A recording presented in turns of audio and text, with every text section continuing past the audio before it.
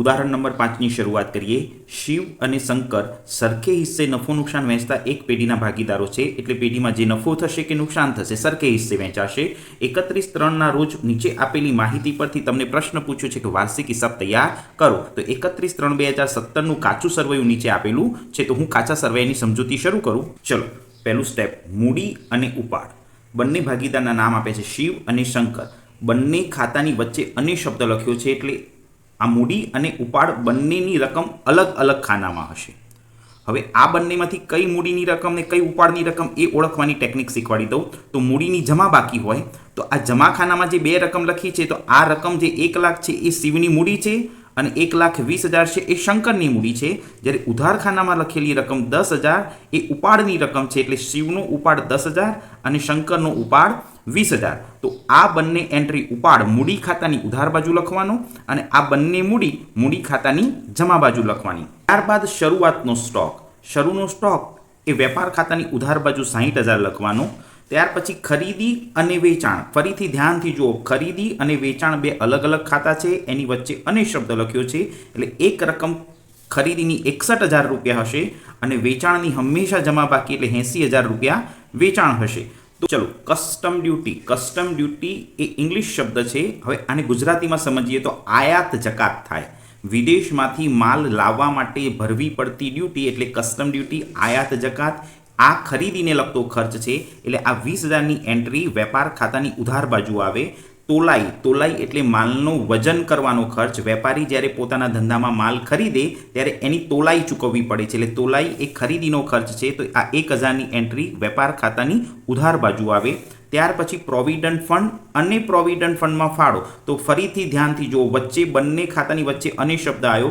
જ્યારે આવી પરિસ્થિતિ હોય, બે ખાતાની વચ્ચે અને શબ્દ હોય, તો બંને ખાનામાં અલગ અલગ રકમ લખેલી હશે। તો આ બંનેમાંથી પ્રોવિડન્ટ ફંડની રકમ કઈ એ મુશ્કેલ છે, તો પ્રોવિડન્ટ ફંડ એ ધંધાનું દેવું છે। પ્રોવિડન્ટ ફંડની રકમ એ ધંધાનું દેવું છે, એટલે એની હંમેશા જમા બાકી હોય। તો આ 4,000ની જે રકમ છે એ પ્રોવિડન્ટ ફંડની રકમ છે અને પ્રોવિડન્ટ ફંડમાં ફાળો, આ ખાતું એ ધંધાનો ખર્ચ સૂચવે છે। આપણા ધંધાનો ખર્ચ કહેવાય, એટલે ખર્ચની હંમેશા ઉધાર બાકી હોય, તો પ્રોવિડન્ટ ફંડમાં ફાળો આ 1,000 રૂપિયા। હવે એની અસર ક્યાં આપવી, તો પ્રોવિડન્ટ ફંડ દેવું છે એટલે આ 4,000 મૂડી દેવા બાજુ લખાશે અને પ્રોવિડન્ટ ફંડમાં ફાળો આ 1,000 રૂપિયા ધંધાનો ખર્ચ છે, એટલે નફા નુકસાન ખાતાની ઉધાર બાજુ લખાશે। ચલો હવે આગળ, ડેડ સ્ટોક। ડેડ સ્ટોક ધંધાની મિલકત છે। આપણા ધંધામાં રહેલા વજનિયાત, રાજવા અને આ જે છે એને ડેડ સ્ટોક તરીકે લખવામાં આવે છે। તો ડેડ સ્ટોક ધંધાની મિલકત છે, એટલે પાકા સર્વેમાં મિલકત લેણા બાજુ 22,000ની એન્ટ્રી ડેડ સ્ટોક તરીકે લખાશે। હવે પગાર મજૂરી, પગાર મજૂરી શબ્દ બોલું છું, વચ્ચે અને શબ્દ નથી બોલતો, પગાર અને મજૂરી શબ્દ નથી બોલતો, પગાર મજૂરી છે। તો જે દાખલાની અંદર આ રીતે બંને ખાતા ભેગા સાથે આપ્યા હોય તો એવું અર્થઘટન કરવાનું કે આ જે રકમ 12,000 રૂપિયા દેખાય છે, આ 12,000માં મોટા ભાગનો ખર્ચ પગારનો જ ખર્ચ છે। મોટા ભાગનો ખર્ચ કયો છે? પગારનો જ ખર્ચ છે, એમ માની આ એન્ટ્રીને નફા નુકસાન ખાતાની ઉધાર બાજુ લખવાની। કઈ બાજુ લખવાની? નફા નુકસાન ખાતાની ઉધાર બાજુ। પણ કોઈ શિક્ષક જો આ મજૂરી શબ્દ આગળ લખી દે અને પગાર શબ્દ પાછળ લખી દે, તો તમારે એ મજૂરી શબ્દ આગળ હોવાથી તમારે એ એન્ટ્રી વેપાર ખાતાની ઉધાર બાજુ લખવાની। પરંતુ આ દાખલામાં પગાર શબ્દ આગળ છે, માટે તમારે આ એન્ટ્રી નફા નુકસાન ખાતાની ઉધાર બાજુ લખવી પડે। ચલો, શિવની લોન, કૌંસમાં તારીખ લખી છે 1/7/2016 થી। તો તમારે બધાએ એવું માની લેવાનું બેટા કે આ લોન 1/7થી લીધી છે, એના ઉપર 31/3/2017 સુધી વ્યાજ ગણવું પડશે। પણ શિવ એ પેઢીનો ભાગીદાર છે અને પેઢીના ભાગીદારની લોન આપી હશે તો એમાં વ્યાજના દરનો ઉલ્લેખ નહીં કર્યો હોય, તો ભાગીદારી કાયદા પ્રમાણે શિવની લોન પર 6% વ્યાજની તમારે ગણતરી કરવાની અને એની તમારે ડાયરેક્ટ અસર આપવાની। તો આ શિવની લોનની રકમ એ પેઢીનું દેવું કહેવાય। 20,000 રૂપિયા તમારે પાકા સરવૈયામાં મૂડી દેવા બાજુ લખવાના। આ 1/7/2016થી લીધેલી લોન છે। 31/3/2017 સુધી 9 મહિનાનું વ્યાજ તમારે જાતે ગણવું પડે 6% લેખે। હવે ત્યાર પછીની એન્ટ્રી, મહાજન લાગો એ ધંધાનો ખરીદીને લગતો ખર્ચ છે, માટે વેપાર ખાતાની ઉધાર બાજુ 2,000 રૂપિયા આવશે। પછી ફેક્ટરીનું મકાન અને ફેક્ટરીના મકાન પરનો ઘસારો, આ બે એન્ટ્રી બહુ જ ધ્યાનથી સમજવાની છે। જે દાખલાની અંદર ફેક્ટરી શબ્દ આપ્યો હોય અથવા તો કારખાનું શબ્દ આપ્યો હોય તો દરેક વિદ્યાર્થીઓએ ધ્યાન રાખવાનું કે આ દાખલો ઉત્પાદનને લગતો છે। આ દાખલો એ ઉત્પાદનને લગતો હોવાથી ફેક્ટરીનું મકાન અને ફેક્ટરીના મકાનનો ઘસારો લખતી વખતે ખૂબ ધ્યાન રાખવાનું. ફેક્ટરીનું મકાન એ ધંધાની મિલકત હોવાથી પાકા સરવૈયામાં મિલકત લેણા બાજુ 1 લાખ લખાશે. અને બીજું સ્ટેપ, ફેક્ટરીના મકાનનો ઘસારો ધંધાનો ખર્ચ હોવાથી 10,000 રૂપિયા વેપાર ખાતાની ઉધાર બાજુ લખાશે. મોટાભાગના છોકરા આ એન્ટ્રી નફા નુકસાન ખાતાની ઉધાર બાજુ લખી દે છે, કારણ કે ઘસારાની અસર નફા નુકસાન ખાતાની ઉધાર બાજુ સમજી અને નફા નુકસાન ખાતામાં લખી તો ખોટી પડશે, કારણ કે આગળ ફેક્ટરી શબ્દ આપ્યો છે. જ્યારે દાખલામાં ફેક્ટરી શબ્દ આપ્યો હોય અને એનો ઘસારો હોય, પ્લાન્ટ અને યંત્રનો ઘસારો હોય, કારખાનાના પ્લાન્ટ અને યંત્રનો ઘસારો, તો વેપાર ખાતાની ઉધાર બાજુ આવશે. તો આ 10,000ની એન્ટ્રી તમારે વેપાર ખાતાની ઉધાર બાજુ લખવી પડે. ચલો, વીમા પ્રીમિયમ. વીમા પ્રીમિયમ ધંધાનો ખર્ચ હોવાથી નફા નુકસાન ખાતાની ઉધાર બાજુ 1200 રૂપિયાની એન્ટ્રી આવશે. અગાઉથી ચૂકવેલ વીમા પ્રીમિયમ. અગાઉથી ચૂકવેલ વીમા પ્રીમિયમનું ખાતું એ ધંધાનું લેણું સૂચવે છે, એટલે પાકા સરવૈયામાં મિલકત લેણા બાજુ 600 રૂપિયા આવશે. ત્યાર પછી ડેમરેજ. ડેમરેજ એ ધંધાનો ખરીદીને લગતો ખર્ચ હોવાથી વેપાર ખાતાની ઉધાર બાજુ 200 રૂપિયા લખાશે. દાખલાની અંદર રોકડ અને બેંક આપ્યું છે, બંને ખાતાની વચ્ચે અને શબ્દ આપ્યો હોય અને બંને ખાનામાં અલગ અલગ રકમ હોય તો તમારે ધ્યાનથી જોવાનું કે કઈ રકમ રોકડની છે. તો રોકડ હંમેશા ઉધાર બાકી બતાવે. તો આ 6,000 રૂપિયા છે ને એ રોકડની બાકી છે, તો રોકડ શિલ્લક પાકા સરવૈયામાં મિલકત લેણા બાજુ 6,000 લખાશે. અને આ જમાખાનાની અંદર જે 18,000 લખ્યા છે એ બેંકની રકમ હશે, અને એ જમા બાકી ધંધાનું દેવું સૂચવે છે, એટલે પાકા સરવૈયામાં મૂડી દેવા બાજુ આવશે. અને આ બેંક ઓવરડ્રાફ્ટ કહેવાશે. આ 18,000ની રકમ બેંક ઓવરડ્રાફ્ટ કહેવાશે, અને એ રકમ ધંધાનું દેવું હોવાથી મૂડી દેવા બાજુ લખવાનું. હવે અહીંયા આગળ હુંડીઓ શબ્દ લખ્યો છે. જ્યારે હુંડીઓ એટલે એકથી વધારે હુંડીઓ, તો આપણા ધંધાની અંદર 2 પ્રકારની હુંડી હોય, એક દેવી હુંડી અને એક લેણી હુંડી. તો વચ્ચે અને શબ્દ બોલ્યો તો બંને ખાનામાં રકમ લખી હશે. 30,000 રૂપિયા એ લેણી હુંડી, ઉધાર ખાનાની અંદર જે રકમ લખી હોય તે રકમ ધંધાનું લેણું છે, એમાંની લેણી હુંડી પાકા સરવૈયામાં મિલકત લેણા બાજુ લખવાની. અને આ 14,000 રૂપિયા જમા ખાનામાં રકમ લખી છે તે ધંધાનું દેવું છે, એ રકમ પાકા સરવૈયામાં મૂડી દેવા બાજુ દેવી હુંડી તરીકે લખવાની. હવે આગળ ગ્રાહકો અને વેપારીઓ. તો જો બંને ખાતાની વચ્ચે પાછો અને શબ્દ આવ્યો અને બંને ખાનામાં રકમ છે, તો ગ્રાહકો હંમેશા ઉધાર બાકી બતાવે, એટલે આ રકમ 20,000 રૂપિયા પાકા સરવૈયામાં મિલકત લેણા બાજુ લખાય. અને વેપારીઓ એટલે દેવું, અને દેવું હંમેશા જમા બાકી બતાવે, એટલે આ 16,000 રૂપિયા તમારે મૂડી દેવા બાજુ લખાય.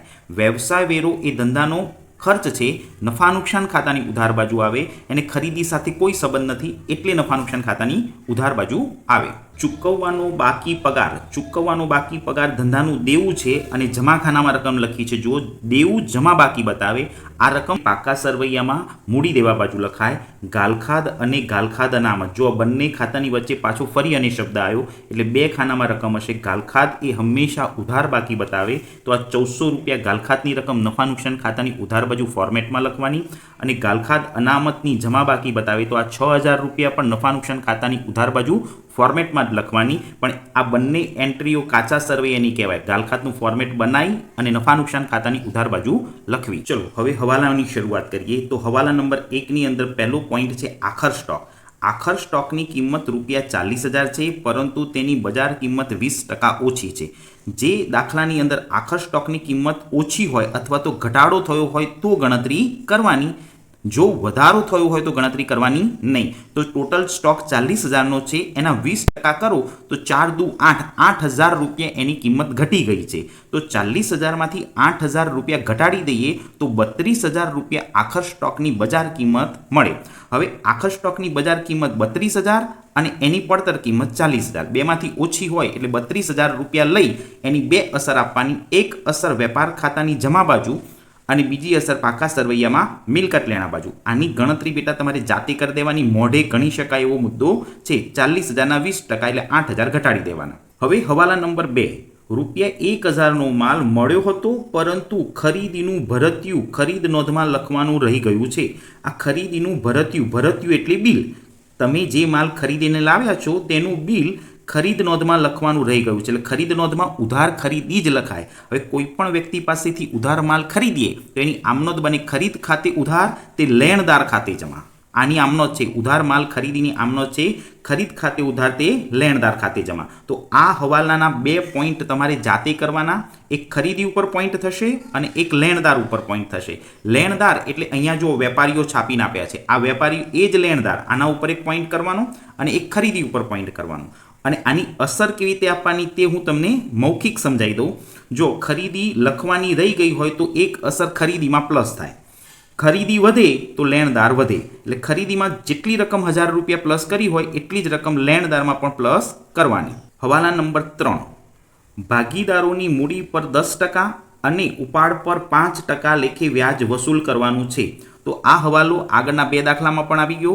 મૂડીનું વ્યાજ 10% મૂડી ખાતાની જમા બાજુ લખવાનું અને એની બીજી અસર ફાળવણી ખાતાની ઉધાર બાજુ આપવાની. મૂડીનું વ્યાજ 10% લેખે તમારે જાતે કેલ્સી ઉપર ગણવાનું અને ઉપાડ પર 5% વ્યાજ વસૂલ કરવાનું છે. તો ઉપાડની જે રકમ હોય એના ઉપર 5% વ્યાજ ગણી એક અસર મૂડી ખાતાની ઉધાર બાજુ આપવાની, મૂડી ખાતાની ઉધાર બાજુ, અને બીજી અસર ફાળવણી ખાતાની જમા બાજુ આપવાની. હવાલા નંબર 4, ગાલખાદ અનામત ₹3000ની જોગવાઈ કરો તથા દેવાદાર પર વટાવ અનામત 10% લેખે રાખવાનું છે. ગાલખાદ અનામત ₹3000ની જોગવાઈ કરો તો આની એક અસર દેવાદાર એટલે ગ્રાહક ઉપર થશે, એટલે ગ્રાહક ઉપર 1% કરવું પડે. અને એની સાથે બીજો હવાલો છે દેવાદાર પર વટાવ અનામત 10% લેખે રાખવાનું છે. એટલે આ 3000નું 1% કર્યું, એ જ રીતે દેવાદાર વટાવ અનામતનું પણ આના ઉપર એક બીજું ટપકું કરવું પડે. તો ગ્રાહક ઉપર 2% થશે. ગ્રાહકો ઉપર કેટલા ટકા થશે? 2.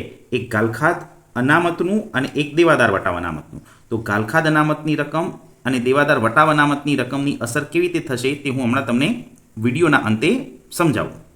પોઈન્ટ નંબર 5, શિવે ₹1000નો માલ અને શંકરે ₹2000નો માલ અંગત વપરાશ માટે લીધો હતો, જેની નોંધ ચોપડે ઉધાર વેચાણ તરીકે વેચાણ નોંધમાં થઈ છે. આ દાખલાનો સૌથી બેસ્ટ હવાલો આ છે કે ભાગીદાર પોતાના અંગત વપરાશ માટે માલ લઈ ગયા હતા, પણ જેની નોંધ વેચાણ નોંધમાં થઈ છે. તો આ એક પ્રકારની ભૂલ કહેવાય. અને કોઈ પણ ભૂલ હોય અને એને સુધારવી હોય તો તમારે એની 4 અસરો આપવી પડશે. કેટલી અસરો આપવી પડશે? 4. જે ખોટું થયું છે એની વિરુદ્ધ અસર આપવાની, એટલે એમાં 2 ખાતા નીકળે, અને સાચી હોય એ અસર આપવાની, એટલે એમાં બીજા 2 ખાતા નીકળે. એટલે ટોટલ 4 જગ્યાએ અસર આપીએ ત્યારે આ હવાલો સોલ્વ થાય. તો આની 4 અસર હું તમને વિડીયોના અંતે સમજાવું. હવે આ પોઈન્ટ નંબર 6, ભાગીદારી કરારની જોગવાઈ પ્રમાણે નુકસાન હોય તો પણ મૂડી પર વ્યાજ ગણવાનું છે. તો મેં તમને ઉદાહરણ નંબર 1માં સમજાયેલું જ હતું કે આ હવાલાની કોઈ જરૂર છે નહીં, એમને એમ ખાલી માહિતી માટે આપ્યો છે, આપણે એનો ક્યાંય પોઈન્ટ કે ટપકું કરવાની જરૂર નથી. પરંતુ આ જે 5 નંબરનો હવાલો છે જેની નોંધ ઉધાર વેચાણ તરીકે વેચાણ નોંધમાં થઈ છે, તો આનું બેટા તમારે ટપકું કરવું પડશે અથવા પોઈન્ટ કરવો પડશે. એક વેચાણ ઉપર પણ પોઈન્ટ થશે અને એક ગ્રાહકો ઉપર પણ પોઈન્ટ થશે. એટલે ગ્રાહકો ઉપર 2% તો હતા જ, એક વધારાનો ત્રીજો પોઈન્ટ થશે અને એક વેચાણ ઉપર પોઈન્ટ થશે. હું જે બોલું છું સમજાવું છું તે પ્રમાણે તમારે ચોપડીમાં પોઈન્ટ કરી દેવાના અને પછી દાખલાની ગણતરી કરવાની. હવે મેં આ 6 હવાલા સમજાવી તો દીધા, પણ આ દાખલાની અંદર સૌથી મહત્વનો મુદ્દો છે 4 નંબરનો મુદ્દો અને આ 5 નંબરનો મુદ્દો. 4 નંબરના મુદ્દામાં ગાલખાદ અનામતનો હવાલો આપ્યો છે અને 5 નંબરનો મુદ્દો એવું કહે છે કે જો અંગત વપરાશ માટે માલ લીધો હોય અને વેચાણ નોંધમાં નોંધ્યો છે, તો જે દાખલાની અંદર વેચાણને લગતો કોઈ પણ હવાલો હોય તો એ હવાલો પહેલાં ગણવો પડે અને પછી જ ગાલખાદ અનામતનો હવાલો ગણાય. તો દાખલાની અંદર એમને જે આ ક્રમ આપ્યો છે ને, પહેલાં 4 નંબરનો ક્રમ અને પછી 5 નંબરનો ક્રમ, તો જે દાખલામાં આ રીતની પોઝિશન હોય, વેચાણનો હવાલો નીચે હોય અને ગાલખાદ કે ગાલખાદ અનામતનો હવાલો ઉપર હોય, તો બેટા આપણે જાતે ક્રમ બદલી નાખવાનો. આ 4 નંબરનો ક્રમ છે એને તમારે 5 નંબરનો ક્રમ આપી દેવાનો, અને આ 5 નંબરનો ક્રમ છે એને તમારે 4 નંબરનો ક્રમ આપી દેવાનો. તો ચોપડીની અંદર તમે જાતે આટલો સુધારો કરી દેજો અને પછી દાખલો ગણવા બેસજો. ચલો, ચોપડીના 58 નંબરના પેજ ઉપર એમને વેપાર ખાતું તૈયાર કરીને આપ્યું છે. આ જે દાખલાની સમજૂતી છે એ ગણીને આપી છે. વેપાર ખાતું આપ્યું છે, ત્યાર પછી નફા નુકસાન ખાતું છાપીને જ આપ્યું છે. હવે નફા નુકસાન ફાળવણી ખાતું પણ તૈયાર કરીને આપ્યું છે. આ દાખલાની અંદર ઉદાહરણમાં એમને મૂડી ખાતા તૈયાર નથી કર્યા. દાખલાની અંદર મૂડી અને ઉપાડના વ્યાજનો હવાલો છે, પણ એમને મૂડી ખાતા તૈયાર કર્યા નથી. આ જે પાકું સરવૈયું આપ્યું છે એ પાકા સરવૈયામાં મૂડી દેવા બાજુ એમને ભાગીદારોની મૂડી વિશે અહીં ડાયરેક્ટ સમજૂતી આપી છે. ધોરણ 11ની અંદર આપણે શરૂની મૂડી, મૂડીમાં વધારો, મૂડીનું વ્યાજ પ્લસ ચોખ્ખો નફો, ઉપાડ, આ જે ફોર્મેટ બનાવતા હતા મૂડીનું, એ રીતે માહિતી આપી છે. તો કોઈ પણ વિદ્યાર્થીએ મહેરબાની કરીને આ રીતની ગણતરી કરવી નહીં. આ રીતે ગણતરી તમને અઘરી પડશે, એના કરતાં મૂડી ખાતા બનાવીને જ ગણતરી કરવી સરળ પડશે. મૂડી ખાતા ન બનાવ્યા હોય તેમ છતાં આપણે મૂડી ખાતા બનાવીને જ દાખલો ગણીશું. હવાલા નંબર 5, શિવે ₹1000નો માલ અને શંકરે 2000નો માલ અંગત વપરાશ માટે લીધો હતો, જેની નોંધ ઉધાર વેચાણ તરીકે વેચાણ નોંધમાં થઈ છે. આ હવાલાની ગણતરી પહેલાં કરવાની છે, એટલે આની હું સંપૂર્ણ પહેલાં સમજૂતી આપું થિયરી સાથે, અને પછી ચોથા નંબરનો પોઈન્ટ ડાયરેક્ટ અંદર સમજાવી દઉં. ધંધાનો માલિક અંગત વપરાશ માટે માલ લઈ જાય તો તેને ઉપાડ કહેવાય. પણ જો તેની નોંધ વેચાણ નોંધમાં થાય તો એ ભૂલ છે, અને એ ભૂલ સુધારવા માટે 2 આમનોંધ લખવી પડે. એક સાચી આમનોંધ લખવી પડે અને એક જે ભૂલ થઈ છે તેની વિરુદ્ધ અસર, એટલે એ ખોટી ભૂલને સુધારવાની આમનોંધ લખવી પડે. તો સૌપ્રથમ અંગત વપરાશ માટે માલ લઈ જાય એની સાચી આમનોંધ કેવી રીતે થાય એની હું પહેલાં સમજૂતી આપું. શિવ ₹1000નો માલ અંગત વપરાશ માટે લઈ ગયો છે. તો શિવના ઉપાડ ખાતે ઉધાર 1000, શંકરના ઉપાડ ખાતે ઉધાર 2000 અને તે ખરીદ ખાતે ₹3000. આવી આમનોંધ 11માં આપણે ભણી જ છે. તો ઉપાડ એ માલિકનો અંગત વપરાશ, અંગત ખર્ચ છે, એટલે માલિક લાભ લેનાર છે. લાભ લેનાર ખાતે ઉધાર, અને ધંધામાંથી માલ જાય છે, ખરીદી ઘટી જાય માટે તે ખરીદ ખાતે જમા. હવે આની અસર વાર્ષિક હિસાબમાં કેવી રીતે આપવી તે હું તમને સમજાવું. શિવનો ઉપાડ અને શંકરનો ઉપાડ મૂડી ખાતાની ઉધાર બાજુ લખવાનો. મૂડી ખાતાની ઉધાર બાજુ ઉપાડમાં વધારો કરીને શબ્દ લખવાનો. તો શિવનો ઉપાડ શિવના ખાનામાં 1000 લખવાનો અને શંકરનો ઉપાડ શંકરના ખાનામાં 2000 લખવાનો. આ એની એક અસર થઈ ગઈ. અને એની બીજી અસર વેપાર ખાતાની ઉધાર બાજુ ખરીદી જે છે એમાંથી ₹3000 બાદ કરવાના. આ મેં સંપૂર્ણ અસર સમજાવી દીધી છે. તમારે આ અસર ધ્યાનથી સમજી જોઈ અને ગણતરી કરવાની. ચોપડીની અંદર ભલે મૂડી ખાતા ના બનાવ્યો હોય, પણ આપણે મૂડી ખાતા બનાવીને જ દાખલો ગણવાનો, અને આ ઉપાડ મૂડી ખાતાની ઉધાર બાજુ જ લખવાનો. ચલો, ત્યાર પછી જે વેચાણ નોંધમાં ભૂલથી નોંધ થઈ હતી, એટલે જે ખોટી નોંધ થઈ છે એને સુધારવાની આમ નોંધ. અંગત ઉપયોગ માટે માલ લઈ ગયા હતા, જેની નોંધ વેચાણ નોંધમાં થઈ છે, એટલે વેચાણ ભૂલથી જમા થઈ ગયું હતું. તો વેચાણ તમારે ઉધાર કરી દેવાનું. વેચાણ ખાતે ઉધાર ₹3000, તે દેવાદાર ખાતે ₹3000. વેચાણનો સંબંધ દેવાદાર સાથે છે, માટે આ બંને ખાતાને અસર થશે. એક અસર તમારે વેચાણમાંથી માઇનસ કરવા પડશે, કારણ કે ભૂલથી વેચાણમાં નોંધ થઈ ગઈ હતી. તો એક અસર વેચાણમાંથી 3000 વેપાર ખાતાની જમા બાજુ માઇનસ કરજો, અને બીજી અસર પાકા સરવૈયામાં મિલકત લેણા બાજુ દેવાદારની જે રકમ છે એમાંથી સૌ પ્રથમ 3000 બાદ કરવાના. ચલો, ગ્રાહકો ઉપર 3 મુદ્દા હતા, એની હું તમને ફરીથી એકવાર સમજૂતી બતાવી દઉં છું. તમે ધ્યાનથી જોઈ લો અને પછી ગણતરી કરજો. તો ગ્રાહકો પાકા સર્વેમાં મિલકત લેણા બાજુ 20000 લખ્યા પછી સૌ પ્રથમ પેલું ભૂલથી નોંધેલું વેચાણ બાદ કરવાનું, એટલે 17000 સાચી રકમ આવે. ત્યારબાદ ગાલખાદ અનામતની રકમ 3000 બાદ કરવાની, એટલે 17000માંથી 3000 બાદ કરો એટલે ₹14000 વધે. આ લાઈન વચ્ચે ખોટી દોરાઈ ગઈ છે. 17માંથી 3 બાદ કરવાની એટલે 14000 વધે. ત્યાર પછી આ 14000ના ઉપર ગણતરી કરવાની, દેવાદાર વટાવ અનામતની ગણતરી 10% લેખે. 14000ના 10% કરો તો ₹1400 દેવાદાર વટાવ અનામત આવશે, એટલે 14000માંથી 1400 બાદ કરવાના અને બહારના કોલમમાં 12600 લેવાના. આ ગણતરી એક વખત મેં સમજાવી, એ ગણતરી સમજી અને પછી જ નોટબુકમાં લખજો. ગાલખાદ અને ગાલખાદ અનામતની ગણતરી દેવાદાર પર કર્યા પછી નફા નુકસાન ખાતાની ઉધાર બાજુ આપણે ગાલખાદનું જે ફોર્મેટ બનાવીએ છીએ ને એની સમજૂતી એક વખત ફરજિયાત સમજી લેજો. જો ગાલખાદ કાચા સરવૈયાની એ અંદરથી એન્ટ્રી આવશે. ગાલખાદ અનામત હવાલાની ₹3000, આ બંનેનું ટોટલ કરો તો 4400 થાય છે. પરંતુ ગાલખાદ અનામત કાચા સરવૈયામાં જ ₹6000 લખી હતી. હવે આનો ડિફરન્ટ કાઢવા જઈએ ને તો ઉપરની રકમ પ્લસ છે અને નીચેની રકમ માઇનસ છે. હવે પ્લસ અને માઇનસ તો જવાબ -1600 આવશે. તો જ્યારે ગાલખાદ અનામતના ફોર્મેટમાં -1600 અથવા તો કોઈ પણ રકમ માઇનસ આવે તો આ રકમ અહીં આઉટર કોલમમાં ભૂલથી એ લખવી નહીં. આ રકમને શું કરવું, તો આ રકમ નફા નુકસાન ખાતાની જમા બાજુ લખી દેવી. ₹1600ને જો ગાલખાદ અનામત નફા નુકસાન ખાતાની જમા બાજુની એન્ટ્રી ગાલખાદ અનામત સામેથી લાવ્યા આ રીતે લખી અને રકમના ખાનામાં 1600 લખવા. આવી અસર દાખલાના સ્વાધ્યાયમાં ક્યાંય છે નહીં. તો તમે આ દાખલાના હવાલાને ધ્યાનથી સમજી અને ગણતરી કરજો.